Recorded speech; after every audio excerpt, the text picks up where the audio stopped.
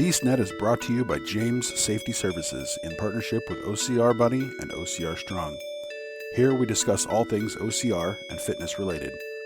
Welcome to BeastNet. Hey everybody out there in BeastNet land. Brother Boggs just giving you a quick introduction. You're listening to part 2 of Pretty Mike and Megan Beck. She is known as the OCR Trainer.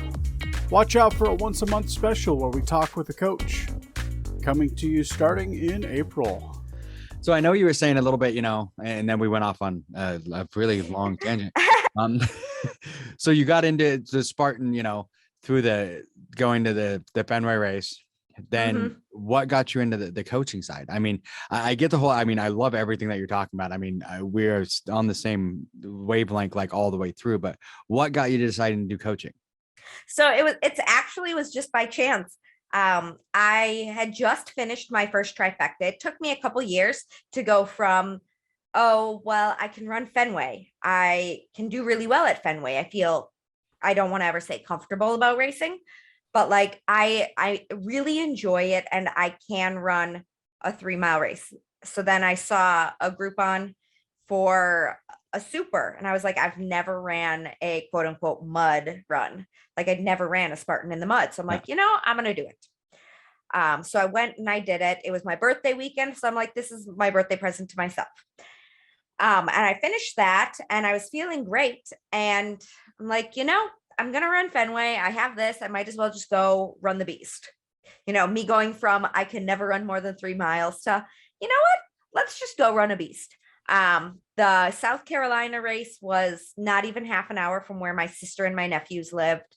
So I planned to go down to South Carolina. I ran my first beast down there. It was the toughest thing I ever did.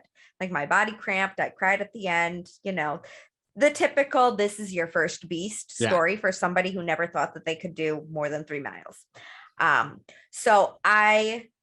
When I finished up that beast, I was kind of going through my own little identity crisis. I grew up in a family where we were told, you can never get piercings, never get tattoos. Like we were like religious, not like ultra conservative, but like my family definitely had their opinion on what women should be. Yeah. And I'm one of 4 girls. We have to be ladies, all this stuff. I decided I was going to go run in the mud. I like rock music. I'm not the most proper girl, but I was always told, you can't get tattoos, you can't get piercings, you can't ever dye your hair any kind of Kool-Aid colors. I finished up this and I'm like, I'm embracing me. Like, this is exactly who I am. So the next week I went and I dyed my hair green. And then 2 weeks later, I was planning to get a tattoo for a trifecta. And I was boxing, I was doing obstacle course racing. I was wicked nervous about the tattoo that I had designed, or that I had told my artist about. So she went and she was designing it. It was the night before I was getting my tattoo done. I had no idea what it was going to look like. And I was just sitting online, super nervous, I'm bored and nervous. So I'm talking to people online. I stumble across somebody who works for Spartan and we're talking and they're like, hey, do you want to meet for drinks? I'm like, sure, why not? I had posted in my profile, it was I run obstacle course races. Here's a picture of me running a Spartan race, whatever. And we meet and we're talking and he's like, yeah, I just moved to Boston. I've been working for Spartan for years. I've been living in Joe's barn and I write workouts of the day for Spartan. And I'm like, oh, he's like, yeah, I was actually the one that proposed the trifecta to Joe. I'm like, oh, well, I'm getting my trifecta tattoo tomorrow. The reason why I'm here is because I'm so nervous that just sitting in my apartment is making me go stir crazy. So we became really good friends. And, he goes to my gym, the gym that I was working at. And, he is obviously working for Spartan. I'm running Spartans. So he's asking me all of this different stuff, picking my brain from, the strength and conditioning fitness world. Okay, as somebody who runs Spartans, what would you want to see? Or what would you do with this? So then it turned into you know, if he was getting ready for a photo shoot, I would help him train for that. Finally, he's like, you know, like, I'm really sick of writing workouts of the day at this point. My workouts are really just based on what I did for running triathlons. Like, I have no real knowledge of fitness. Like, would you be interested in writing workouts of the day for me? I'm like, yes, obviously. So I start writing. He's like, everything you're doing is like so complex. Like, no, we just want like basic WODs. Like, we just want like CrossFit type of workouts. I'm like, yeah, except CrossFit type of workouts aren't going to get you ready for this. Like, why are you trying to do something that's not OCR? Like, you don't need CrossFit, you need something Spartan. Yeah. So then I proposed to him, like, hey, instead of just doing these random offshoot workouts of the day, why not say, hey, sign up for workout of the day in November? We are going to be training for a sprint, and we are putting out a 4-week training plan for the sprint, and sign up now, and you are going to get the full 28 days in your email. Every single day you have what you would need to do to train for it. And at the end of the 28 days, you can go run your sprint.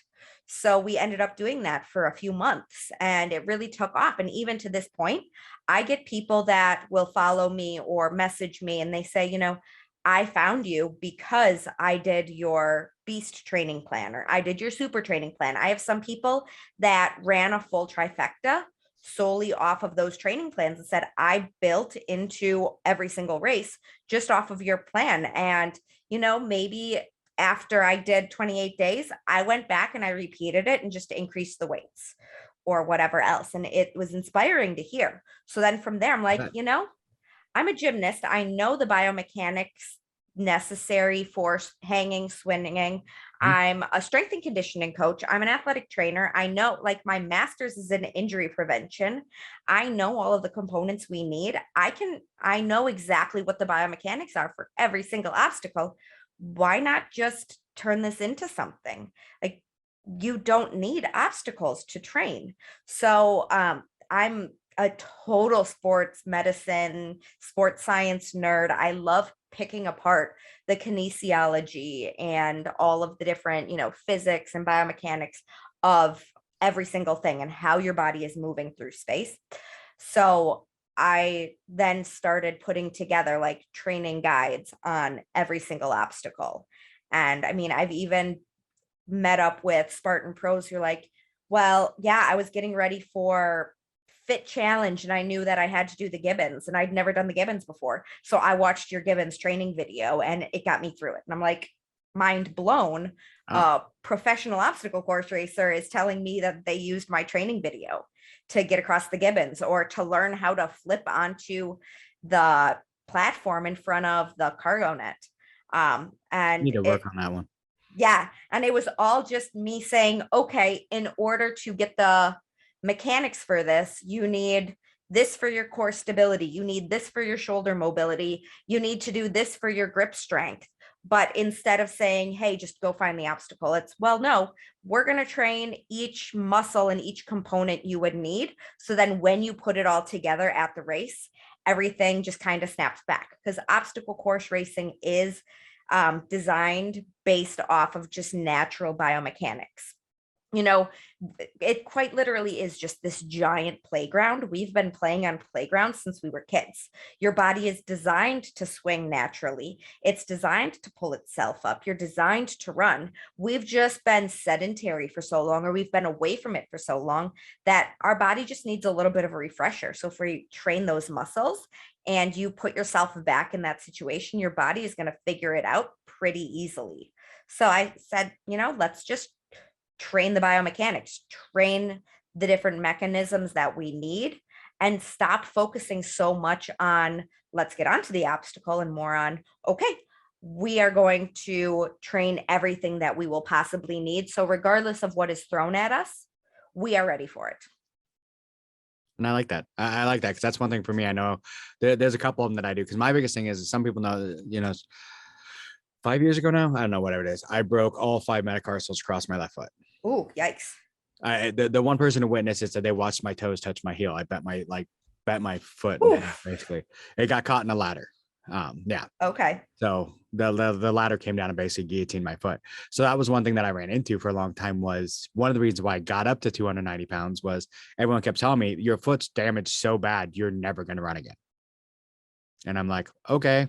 And because it was an L&I injury or at work injury, they got me back to work of, to job of injury, which was Yep. sitting at the desk. So, which had nothing to do with running, nothing to do with anything else. So I didn't have the physical therapy.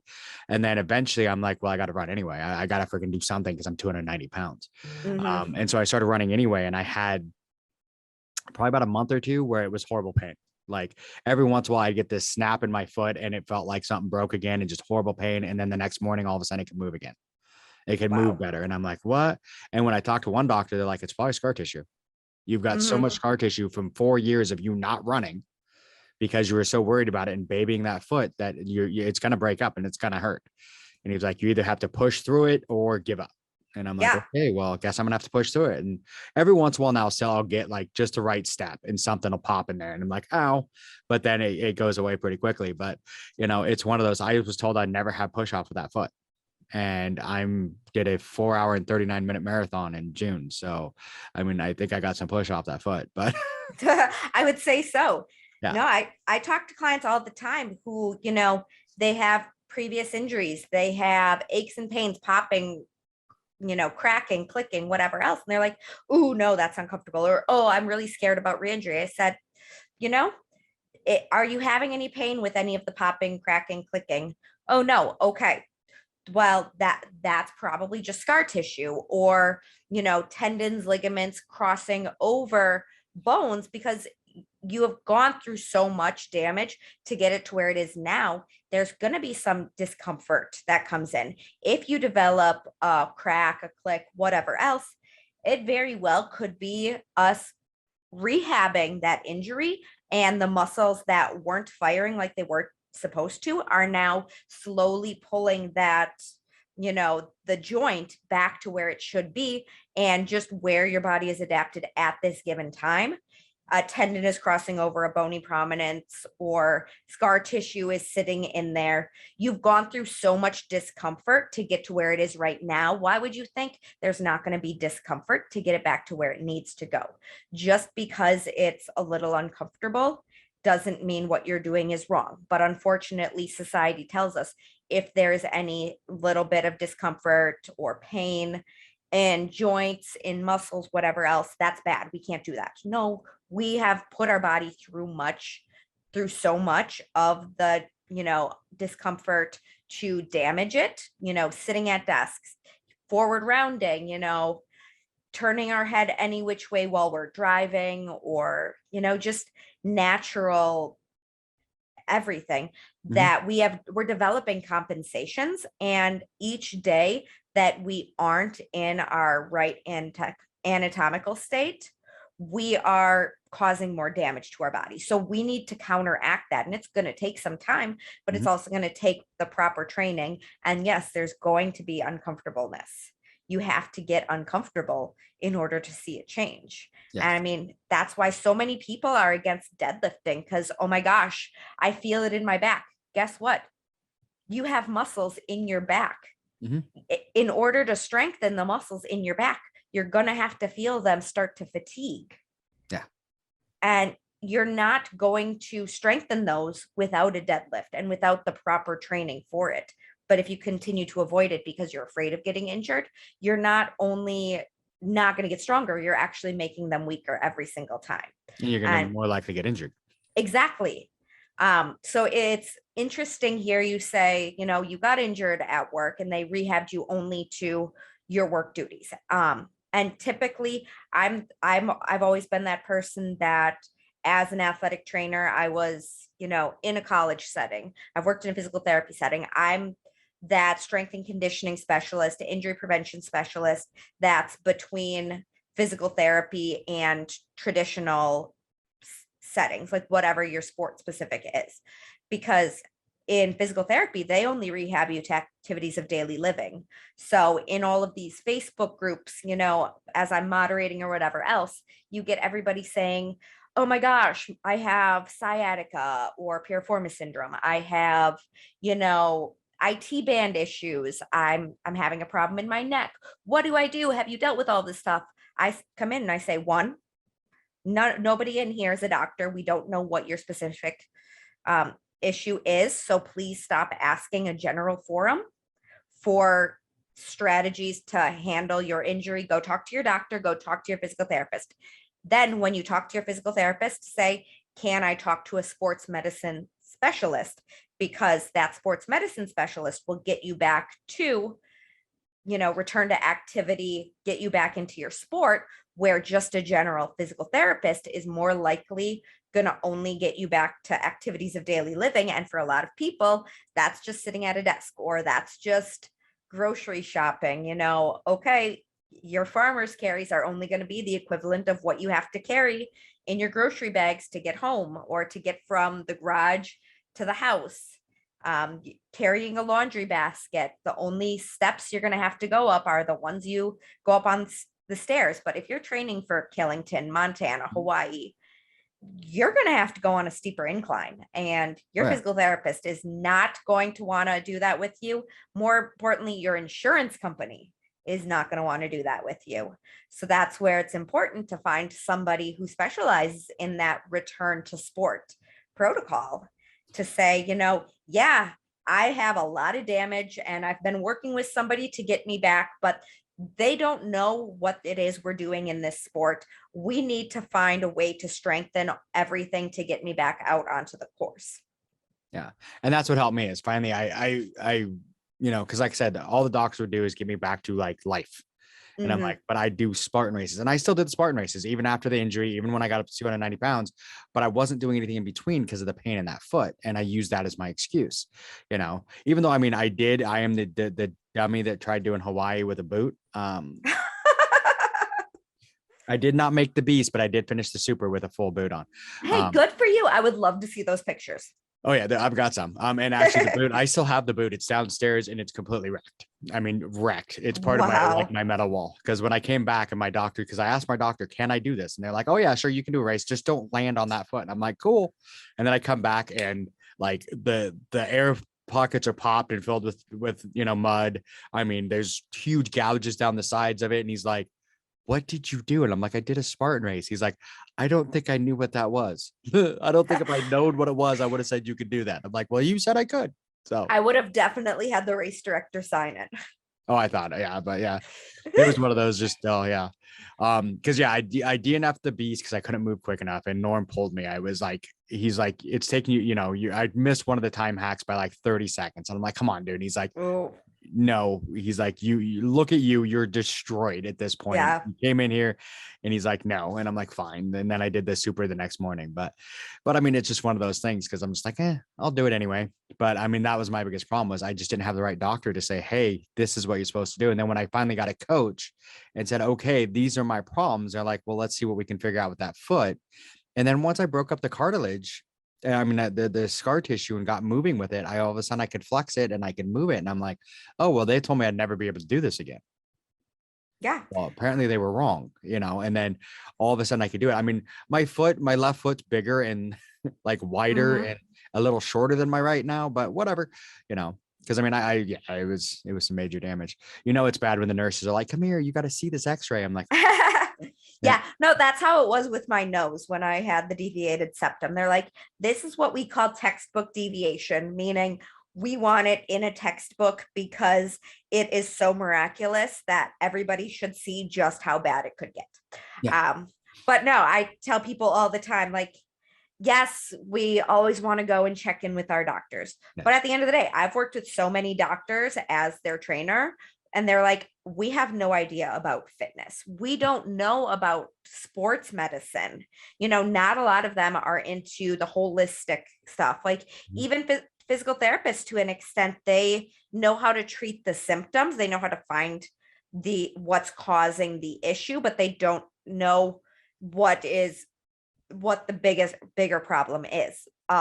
Pain doesn't mean that there's a problem in that specific area. Yes, with like you breaking your foot, your problem was quite literally where the pain was, because it was what we would call a contact injury. There was something that directly caused it to happen. But if you have, say, an ACL tear or an ankle sprain, more likely than not, it's a non-contact where you just moved the wrong way and your body couldn't adapt to the forces. So the ligament tore. Yeah. And that is caused by an imbalance, whether it's in your hips or, the musculature that surrounds it. So typically where the issue is, the underlying problem is in the joint above or below. So in injury prevention and like sports medicine and everything else, we try to diagnose that issue because the pain that you're feeling is going to subside with correcting the bigger problem, and then you're not going to have compensation anymore. But if you tear your ACL and we're only thinking, okay, let's strengthen your quads, your hamstrings, well, we're not fixing the glutes. And ultimately, one of the biggest issues with ACL tears is that the hips come in at such a significant angle to the knee. And that's why it's more prevalent in women, is women have wider hips, that knee comes down at a greater angle. Then when you move in a certain way, your glutes can't control the knee anymore and the ACL snaps. So we need to strengthen the glutes to strengthen the knee. But if you're going to just a traditional physical therapist, and I don't want to say that all physical therapists do this because there are plenty that don't. Same with doctors. The doctors can say, hey, you tore your ACL, but they're not going to say, hey, look, you tore your ACL because of your glutes. We need to be thinking, okay, in order to keep this ACL from re-tearing, yes, we need to strengthen the knee, but we need to strengthen the glutes as well. Hey, let's take a look at your ankles and see what we can do from the ankles too. So all of this is working together, because at the end of the day, the body is a kinetic chain and everything works together to keep the body in one cohesive unit. Yeah. So ultimately doctors, they're trying to get patients in and out as quickly as they can because the insurance companies are paying for them. Same with physical therapists. The insurance company is saying, hey, you tore your ACL. You need to fix this ACL. So we are going to fix the knee, and we don't have time to fix all of the other underlying conditions because they are not banking on the fact that you're an obstacle course racer. They're thinking you're just a guy who's going to go back and sit at a desk and maybe might hop on the treadmill once a week. And the risk of you re-tearing something is very low. They a lot of times they fix the symptoms, not the actual everything. Exactly. And that's one thing, because I really noticed that when I hurt my foot, I started having hip issues. Yep. And it was one of those things, and my doctor's like, I don't know.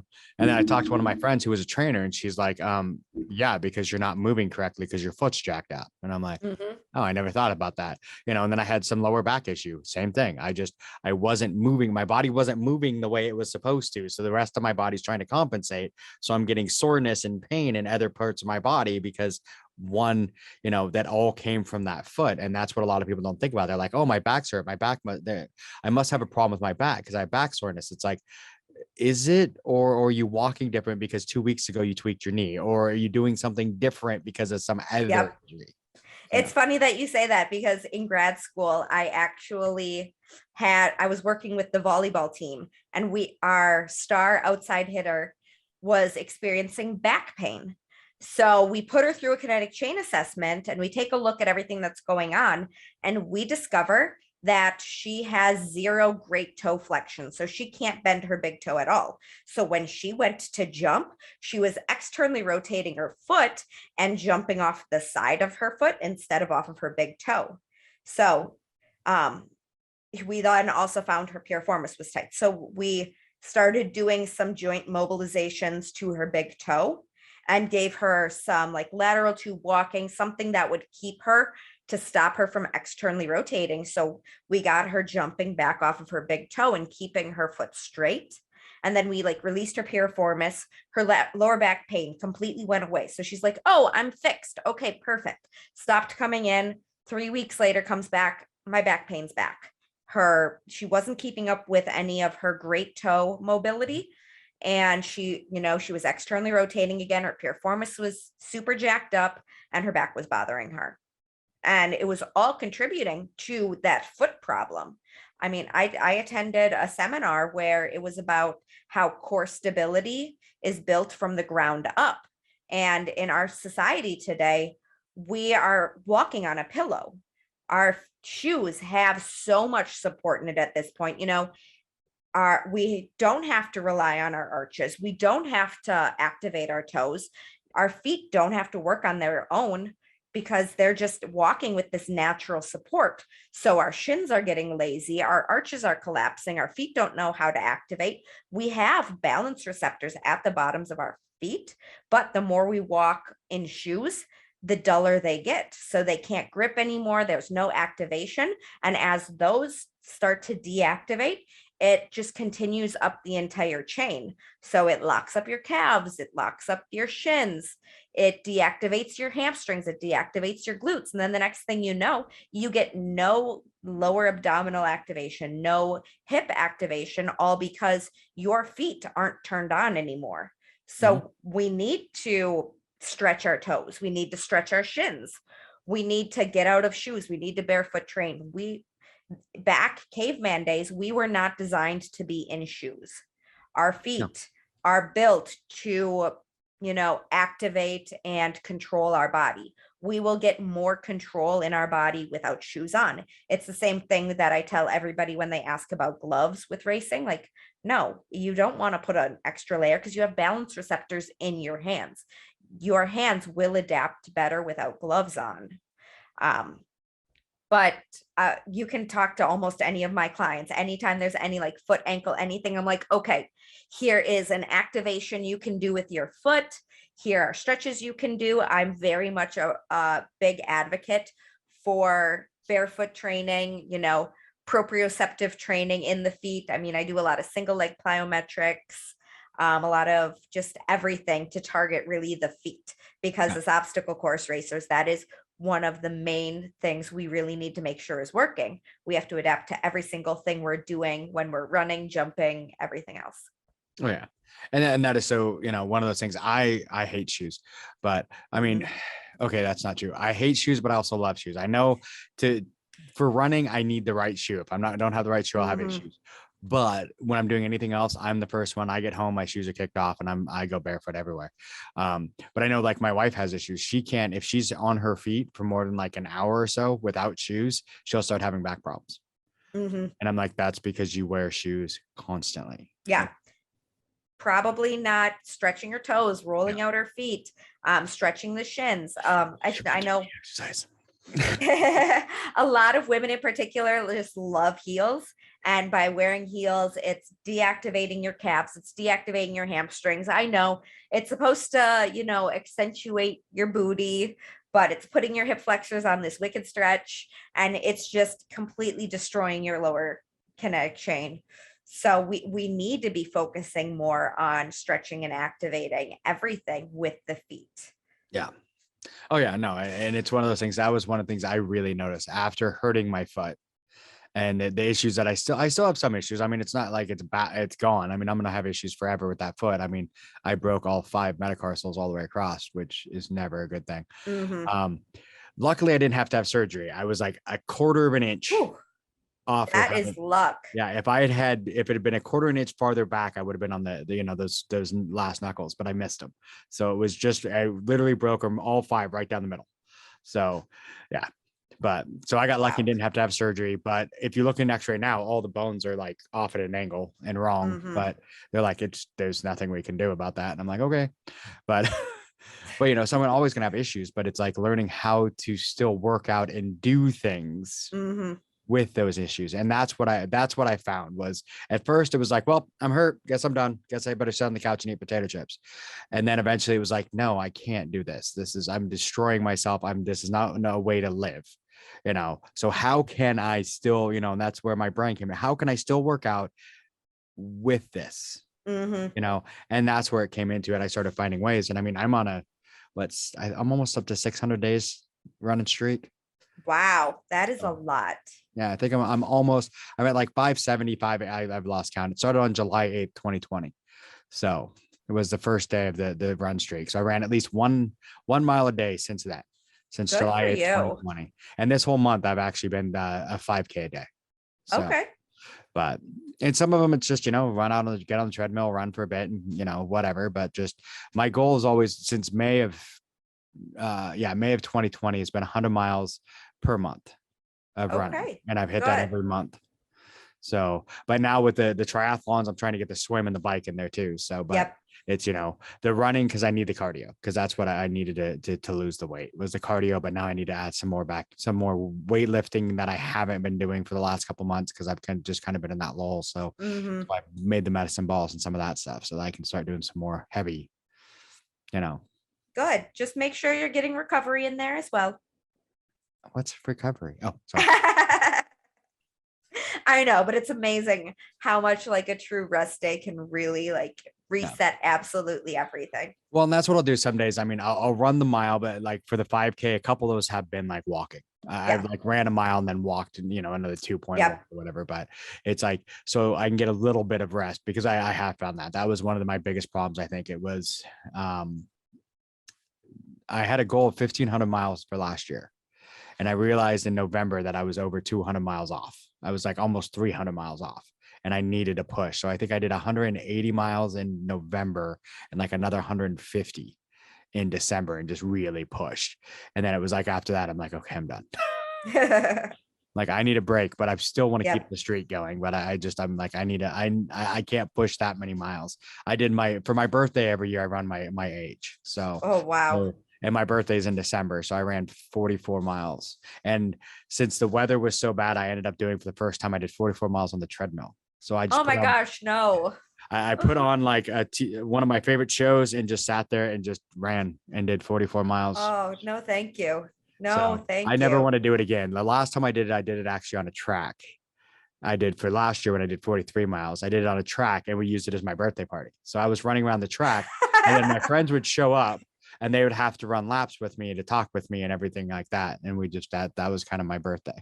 I was picturing you like beer miling it, like as you come around, like somebody's like handing you a beer, like if it wasn't here's a slice of cake. Yeah. If it wasn't 43 miles, maybe, but there was cake. But yeah, if it wasn't 43 miles, I mean, I might do the beer mile. I've done one. It was a beer 5K and every mile you had to stop and drink a beer. And it was like by the third one, I almost puked because it's just like, yeah, no, trying to chug a beer when you've been running and it's like, oh, this is horrible. Yeah, I couldn't. I'm good. Like I get middle of an ultra and you have a beer is like, it's really good carbs and your body's going to process it very quickly. But I couldn't like for a full race or whatever else. No. See, I'm weird because for me in the ultra, what I did, and everyone thought it was weird, I did peanut butter sandwiches. See, I don't think that's weird, except I've never eaten a peanut butter and jelly sandwich. So that's the only thing that's weird for me. There was no jelly. It was just peanut butter. Okay. Just the peanut butter and the bread. So it was just because I just wanted that, the protein and everything, and the everything from the peanut butter and the bread to keep me the fuel. Yeah. I don't think that's weird. I just don't like peanut butter on bread. So I just have no desire for that. But I have heard that, a lot of people doing the peanut butter and jelly sandwiches. So I'd imagine peanut butter sandwich sans jelly is just the same. I just packed up a slice of pizza. I literally went out on my second lap, like eating a slice of pizza. I ran into somebody from Massachusetts that was like coming out to like the trail runs that I'd host. And they're like, Megan, are you on your second lap? Like, how's it going? I'm like, oh, it's great. I'm just eating lunch as I'm like eating a slice of like Hawaiian pizza because pineapple is so great for electrolytes. Oh yeah. So I'm like, that's my favorite snack. Yeah. So I'm like, okay, ham and pineapple pizza as I'm like running out. And I was like throwing some prosciutto in my mouth. And then it like when I was out like mid lap, I'd have like an Oreo or whatever else. Yeah. But I mean, I preach to all my clients how you really need like solid junk foods that are going to motivate you. I've had, an Oreo at mile 13 of my 24-hour race. And it took me out of that dark place. Cause I mean, it was 4-mile loops. So you're on, lap 4 of the same 4 miles and you're just going insane. So I ate an Oreo and it took me out of that dark place and like mentally brought me back. I was happy again. My body was fueled. And I'm like, when you're in an ultra, you need something that brings you joy, that you need to physically chew. That's not just going to get like stuck in your teeth, and that has like no texture. Like your body needs the stimulate, or your mind needs the stimulation, and your body needs the fuel. Yeah. And that was me. It's one of those, I just had, like 4 or 5 of them in my bucket transition, Yep. and just pretty much grabbed the Ziploc bag and threw it in my pack. And Yep. just as I was going, it was like I had one like right then, and then I had more as I went through, because that second lap, that first lap, I didn't need a lot of fuel. And I don't, and I'm horrible. People, I'm a starvation runner, and people yell at me for it all the time because I won't eat before I run. And then usually I'll eat as I'm running, but I won't eat beforehand. And then that's kind of the thing, is usually that first lap, I didn't really need much. I had a little bit of snacks, a couple like jelly beans and stuff like that. But then that second lap is when I needed all the, definitely needed fuel to get through. Yep. Yep. Definitely. Yeah. No, I think a lot of people don't really understand fueling for an ultra. Like it is something completely, totally different from the sprint super beasts. Yeah. You're going out for an ultra, you should pack a feast, really, because you don't know what you're going to need when you're going to need it, unless you have been in that situation numerous times. And even still, every time I've gone for 20 plus miles, I've craved something different, or I wanted something different at different points. So when I went out for both the 24-hour races and for the Spartan Ultra, Fit Noob Sanity Ultra, I packed this huge bin with 5 different options for liquids and 10 different options for foods. I have little baggies of everything. Okay, did I eat this on the first lap? No, I still have this, so I don't need to grab these ones. Oh, I want a sip of Coke. Okay, quickly grab a sip of Coke, grab some cold cuts, or grab some pizza. But really, it all comes down to trial and error, and then listening to your body after long runs. Typically, what you're craving after a long run is what your body is deficient in, and you tend to crave something of the similar every time. So then your body starts to get used to that. So you can know, okay, typically when I get around mile 20, 25, I really want something salty, or I really want something sweet, or I really just need a little bit of caffeine or carbonation. So then have it for right around when you're going to need it, and you're good. Yeah. And that's one of the things I think a lot of people get too much. And I was this way in the beginning, where I was so focused on having healthy stuff. But then it's like a lot of people, a friend of mine brought all these like, crustables and all sorts of weird things. And I'm like, what? Don't you, or shouldn't you have? And he's like, no, I have what I'm going to be hungry for, and I've had other people say like Coke is like one of the best things that, like, they don't drink Coke except for when they're on like an ultra. And I'm like, what?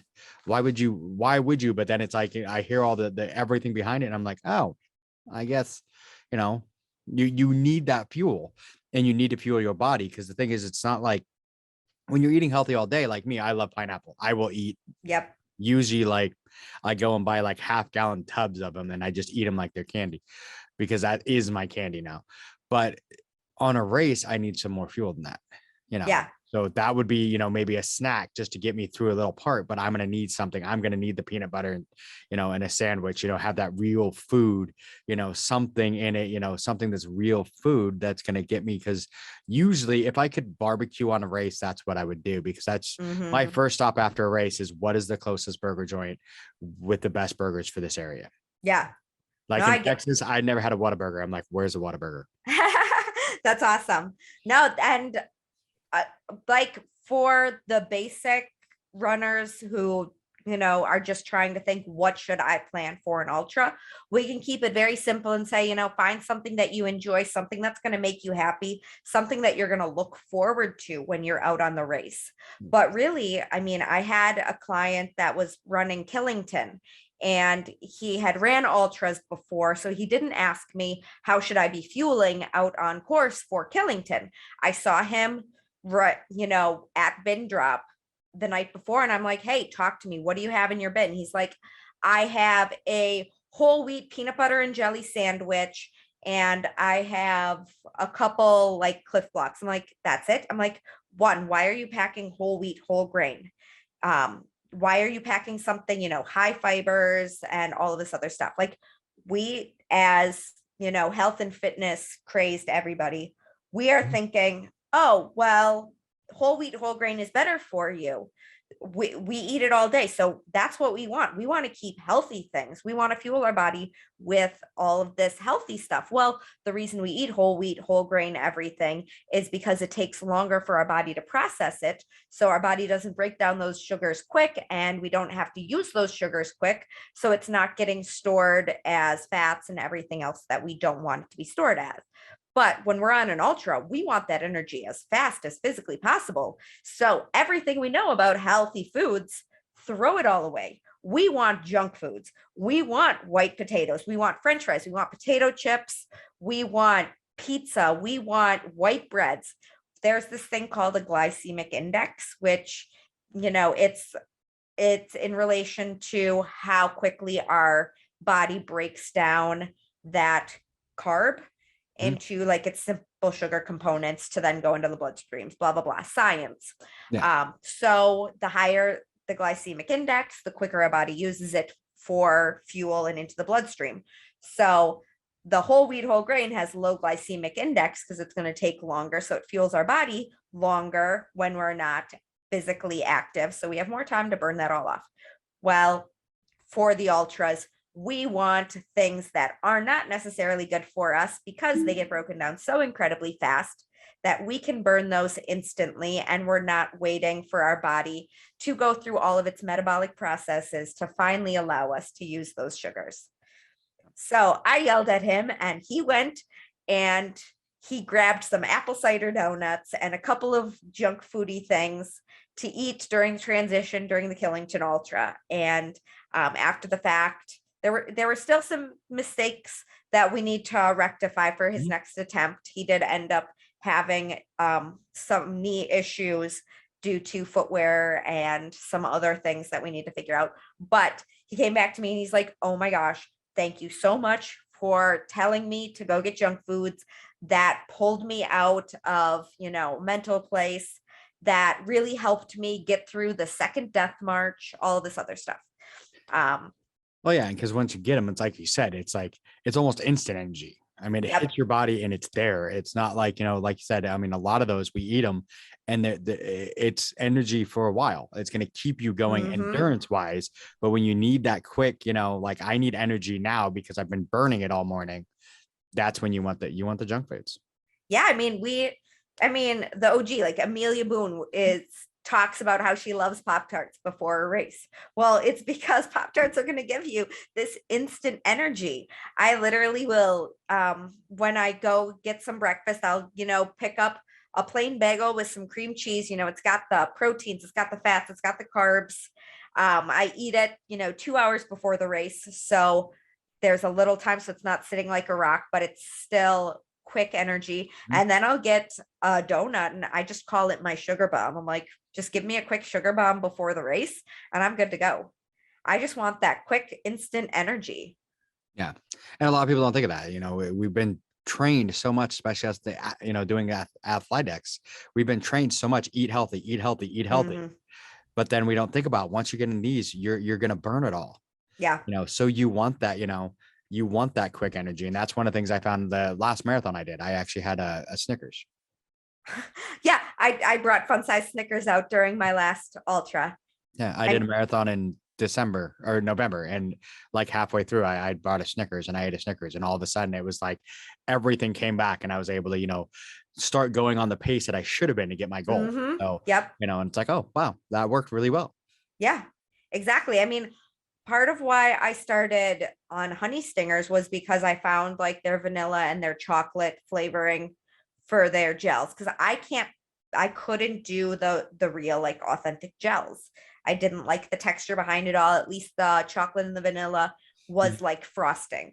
So, for shorter race distances, that was perfect. It gave me something that was like a treat without just completely disgusting me with, the mouthfeel and everything else. I like their waffles. Yeah, exactly.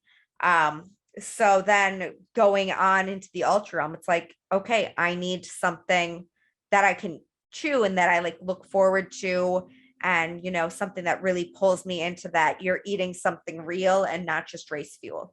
And then it gives you that instant energy and it really hits you very quick and it brings you right back to life. Your pace is right back. I mean, I've found that I'm running faster, stronger after all of it than I was even at the start of the race. Yeah. And that was me. Once I had the Snickers, it changed everything. And that's one thing, is I did, like I said, in June, I did a marathon at 4:39, but it's a downhill marathon. You start at the top of like Snoqualmie Pass, which is the big pass here in Seattle area. And you just run straight downhill. It's like 2,300 feet down, but it's like just enough of a downhill that it doesn't blow your knees. But by the time you hit the bottom, your ham or your quads are on fire. I mean, yeah. I was like, I finished and I'm like, I can't sit down until we get to the car. And my wife's like, why? I'm like, because if I do, I'm not going to be able to get back up. Yeah. But, and then I did another one in Seattle in November, but it was more hill, up, down, all over the place. And, all that. And I did 550, but my goal was less than 6. And there was a point where I'm like, I don't think I'm going to make it. And then that's when I pulled out the Snickers and ate the Snickers. And all of a sudden it was like, even mentally, my mental, came back where I could start figuring out, okay, this is the pace I need to be at, where I was having problems coming up with the math and everything else. And then all of a sudden, once I ate that, it's like, oh, okay, yes, I need to be at this pace. This is from here on out. If I continue this pace, I'll beat the 6, and that was kind of the, it is a big change once you get that sugar rush. Exactly. And I think that the mental part of it all is what people really don't fully grasp. Like, it's tough to describe to somebody what they're going to go through mentally during an endurance race if they haven't actually been through it, especially since everybody reacts a little bit differently. But at some point, you are going to fall into that monotony of, I just have to keep going. I have to keep going. I have to keep going. That you lose sight of, oh, my pace is dropping, or, oh my gosh, I was supposed to eat X amount ago, or, oh, I think I have to go to the bathroom, or all this other stuff, that you need to have these different strategies to try and pull yourself out of it. Like when you start doubting if you can do this, or, when you start trying to decipher, is that an ache or is that a pain? Is there a problem, or is this just my body not really enjoying what's going on, but I haven't injured myself? So you have to have these different mental strategies to pull yourself out of it. But oftentimes, if you're not mentally there to begin with, because you've fallen into the monotony, how are you going to bring yourself mentally back in order to cope with everything else that's going on? And the answer oftentimes is with your fuel choice. And that's, have something that you look forward to, or, get some kind of, caffeine, electrolytes, whatever, in terms of, hydration. Get, a Snickers bar, get some pizza. I mean, you hear ultra runners talk about how they'll go for an extra long run and they'll order a pizza along the way and say, I am going to be at this intersection in 30 minutes. I will meet you there. They grab their pizza and they continue running. And, that fuel is part of the big thing that's going to pull you right back out, because you're now not only looking forward to it, your mouth, you have to physically chew it. So you're getting more sensory from the chewing, from the smell, from the feel of the fuel. And it's bringing you back because of everything else that it's triggering within your brain, that now you're no longer in that haze where, it's like you have blinders on, you're starting to, everything's looking blurry, can't really hear as well, you have no interest in what you're doing. Now it's like, I'm right back to life. And it was all just because you had even just so much as a fun size Snickers. Yeah. And that's it. And like, when I say I had a Snickers, that's what it was a fun size. I'm not talking like I had a whole, king size Snickers bar. I wanted one at the moment, but if I'd had it, I would have eaten it. And that's the thing is, I mean, it's like I said, and a lot of people, like I said, well, I have always been a starvation runner. That's always just, if I eat before I run, it just feels like you said, like there's a rock. It has to be like 2 hours beforehand or something like that. If I eat right before I run, it just feels like there's a rock sitting in my stomach and just slowing me down. But as I'm running, if I'm eating, so that's why I'll keep fun size Snickers, honey stinger waffle, something in there that, I can eat that's going to fuel me. But that's why usually the night before, I used to have a really bad habit of like steak and a whiskey and Coke the night before a race. And it's not the best choice. So now usually it's, the typical big plate of spaghetti or something like that, get the carb load so that'll be my fuel first thing in the morning. And then I'll have fuel as I go throughout the day. So because I've got a couple of big ones coming up. I've got a 24-hour one in June.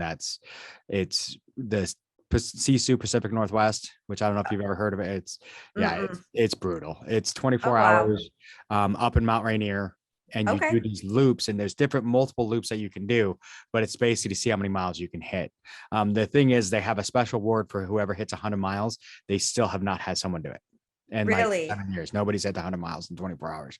It's a brutal, it's brutal. Last year was bad because it was during the hottest day, like on record in Washington. Oh, and it hit 116 degrees. And the first one I went up, there was a fire had gone through like 3 years before. So there was no tree line, nothing. So I was just getting pounded on. I basically went into heat stroke before I finished the first lap. So I had to like cool myself down, drink a bunch of water, and take like almost a 6-hour break just to be able to like function again. And I ended up finishing, I think, with 32 miles in 24 hours, but it was something like 10,000 feet elevation. In that case, you have to like have multiple pairs of race clothes, like in a cooler with like soaked down. I climbed into the spring. There was a stream and I just climbed into it.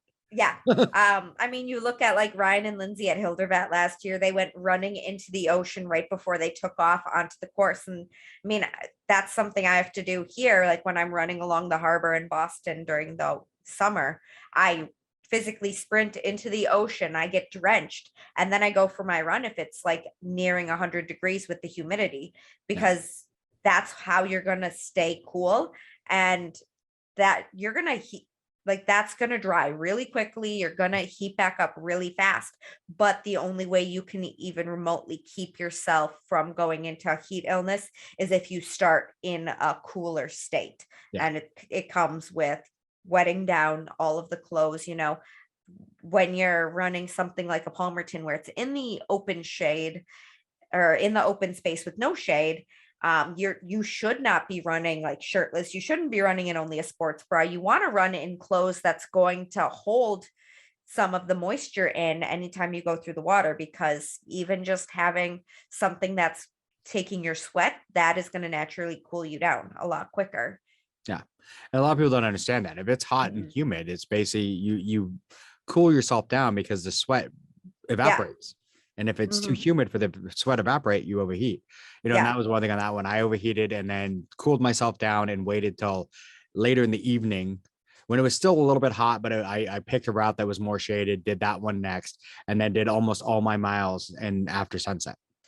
So, and basically finished it, because it started 7 a.m. to 7 the next morning. And I finished it like 6 a.m. and did almost all my mileage in dark. Wow. Because we're out in the middle of the woods.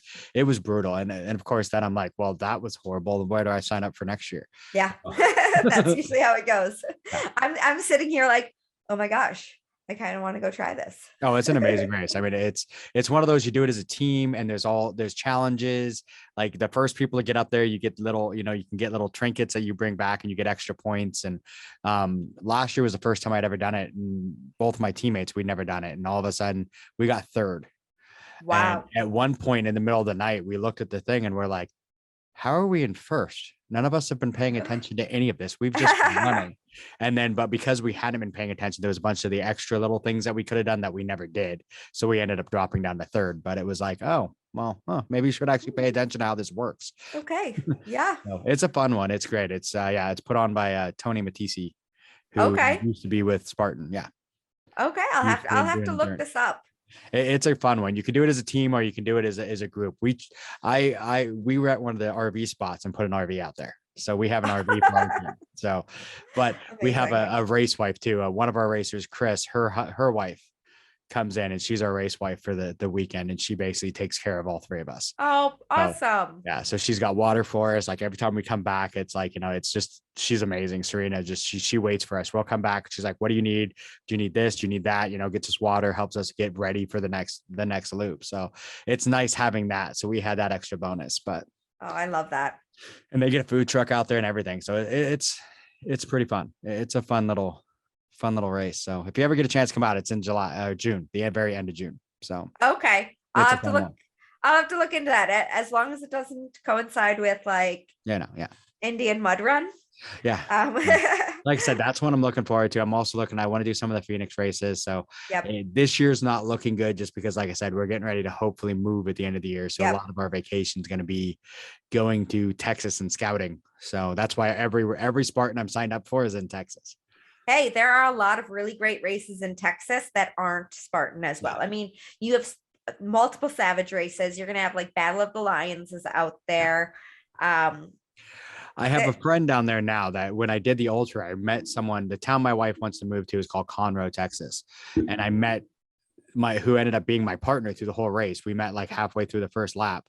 And she's from Conroe. Oh. So it ended up working. So she's been helping me get, figure out what races are down there. She's told me about there's a triathlon at the lake in Conroe. And I'm like, oh, well, yeah. So hey, you already have a training buddy. Yeah, I do. So, which is awesome. And that's the hardest thing to find sometimes. I've got, Don who does the show with me, he's the one that kind of sets everything up. Yep. He adopted a baby early last year. So his ability to train has kind of gone down a little bit. So I've got one friend, Brian, who we do quite a bit. I call him my suffer brother because we come up with some of the stupidest ideas for workouts. That's funny. So my best friend and his name is also Brian. We're like, family at this point. Yeah. Anytime I want to do anything, I'm like, so do you want to do something stupid? He's like, no. He's like, so what are we doing this weekend? And I'm like, oh, we're going to redline Mount Wachusett. Or, hey, do you want to go sign up for, this race and run, 3 laps of it? And it's like, that's what we do. And now actually his girlfriend is now my roommate because I was in like a horrible living situation. Yeah. I'm like, I need to move. He's like, well, she just left her apartment because of bad roommates. And, I have a roommate still and we're still on a lease. So she can't move with me, but she also has a cat. But like your dog would get along really well with her cat. And, you and I are always training together and, I'm always the third wheel for them anyways. Like it just works out. Yeah. So it's like, I'll write up his workouts. He'll come out on my runs with me. He said, if I ever need a pit crew, he's retired from endurance racing after World's Toughest Mudder. It's like, but if you ever want to go to World's Toughest Mudder, I will gladly pit crew for you. And it's like, it works out so well. I mean, you really do need that strong, like friends group. Like you're judged by the company you keep. Like you want to make sure that people have like the similar interests as you. And once you have those people, like it's just incredible. Yeah.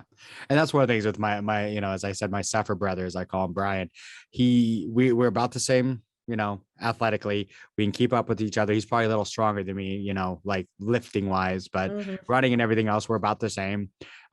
We did the triathlons, my first triathlon I did with him. And then we did the Ironman. And what was so funny is on the Ironman, he whooped me on the swim and I just about died on the swim, but somehow I caught him on the bike. So somehow we ended up DNFing together. We like finished cross at the same time for them to say you're passed, but it was, it's just, we do so well together as a team. So, and he's actually going with me to Bend in May to do another race, as a team, him and his wife. So it's going to be fun. So it's always fun when you have that person, but we should probably wrap this up. Dawn wants me to keep it to about an hour and we're at 2. So yeah, I know. I'm like, oh, we've been talking for quite some time. Yeah, I kind of looked at like, oh, no, he's not going to be happy with me. But like I said, I can talk OCR like literally all day. It's quite literally my job at this point. So you get me on a tangent and I'll just keep going. Well, I definitely like to have you on again because there's so many things that I still want to talk about. I mean, Definitely. nutrition was amazing, talking about that, kind of the ideas on, training, coming back from injury, all that kind of stuff. I mean, we touched on some of that stuff, but I mean, I'm sure you have so many great ideas Oh to talk yeah. about that. And we'll make sure that we put, your contact information. If any of our listeners need a coach, I might be reaching out to you soon. So I have Perfect. one that I've used in the past, but she's more strength and because conditioning. And I mean, she's amazing and I love her. She's actually family basically now, but some of the running isn't her, Yeah. she's really good at getting me to lift but the other stuff I don't, is she's, Yep. And strength and unfortunately conditioning. that usually you can only find somebody strength and conditioner. You can only find somebody running, or like if they do both, they'll like dabble a little bit, but they'll be like, oh, you have to find a different workout for you to do on your own or whatever else. And it's like, I wanted to take all guesswork out of training. Like you shouldn't have to supplement your workouts. Like if you want more mobility, tell me you want more mobility and I'll send you some animal flow videos or, whatever else. Like I want to make sure that what you're doing or what anybody is doing fits in with everything else. And there's a purpose behind it all, because one bad workout could mess up the entire program. Yeah. Yeah. My coach, so the one that I've used, I mean, she's amazing. She was really good at, getting me to a good spot, but it's one of those things, like I said, she's more strength conditioning. And the running part was, I kind of did my own thing on the running and just told her, hey, this is what I did for a run. And then she would work with me on the strength and conditioning. So, and then yell at me for running more than I was supposed to. But yep, I understand that one. She's like, yeah, you go run 5 miles today. And then I come back, what'd you do? 17. Why? I just kind of kept going. I was feeling good. Yeah. I'm like, it happened. She's like, only to you. Okay. Yep. So, all right. Well, it has been amazing talking to you. Like I said, I'll make sure to put up links to be able to get to your information, to find you on Instagram and all that stuff. So, and I would definitely like to talk to you some more. So, yeah, definitely. No, this was a lot of fun. Thank you for having me on. Oh, you're welcome. All right. We'll talk soon. Okay. Have a good night. You too. Bye. Bye. Thanks for listening to the BeastNet podcast. If you haven't done it yet, find us on Facebook, like and share the podcast. Give us a review on iTunes or Spotify. All these things will help to expand the show in the future. Don't forget to subscribe and let us know what you think and what you'd like to hear.